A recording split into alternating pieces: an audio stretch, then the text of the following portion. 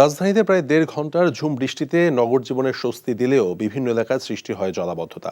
এতে সরকারি ছুটির দিন শনিবার চরম দুর্ভোগে পড়ে নগরবাসী। অধিক গতিতে জলাবদ্ধতায় নাকাল হয়েছে নাগরিক জীবন। হাসান মাহমুদের রিপোর্ট।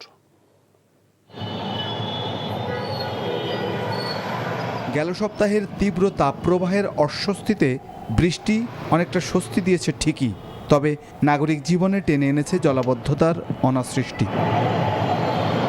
শনিবার ভোর থেকে সকাল পর্যন্ত মুষলধারার টানা ১.৫ ঘন্টার বৃষ্টির জলের তলে ঢাকার রাজপথ। সাপ্তাহিক ছুটির দিন হওয়ায় মানুষের চলাচল কম থাকলেও সকালে যারা কাজে বেরিয়েছেন তাদের গুনতে হয়েছে দুর্ভোগ। একবার মনে করেন যদি বেশি পানি উঠে যায় পরে তো আর গাড়ি স্টার্ট হয় না। রাস্তাঘাটে পানি জমে তখন অফিসে ডিউটি আমি যাইতে পারি না, অফিসিয়াল কাজে খুব ব্যাঘাত ঘটে। জলাবদ্ধতার কারণে যে সমস্যাগুলো হয় বা এটা নিষ্কাশনের ব্যাপার যেটা, এক্ষেত্রে হলো আমাদের যে লাইনগুলা, সোয়ারেসের লাইনগুলা বা পানির জলাবদ্ধ যেখানে যে আটকা, এগুলো আসলে দেখভাল করা।